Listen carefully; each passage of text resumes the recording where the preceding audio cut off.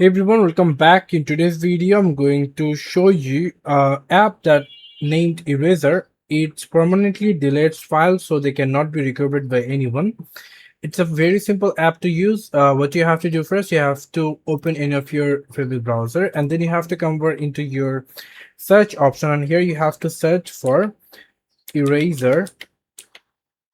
Click enter, and then you're going to get this Eraser download option from the SourceForge website. Click on that, and then we're going to get the download option. Click on that and click on download and click on rename and click on the folder icon, and over here you're going to get the setup wizard. So if you click on it 2 times to install, click yes for the permission and simply minimize all the background tab, and then we're going to get the eraser setup wizard. So click on next, click on change, next, change, and click on finish. It's done. Okay, so now you can simply see here is the eraser app. So if you click on, simply open it, and if you click on any of task like erase, click on that new task and add data.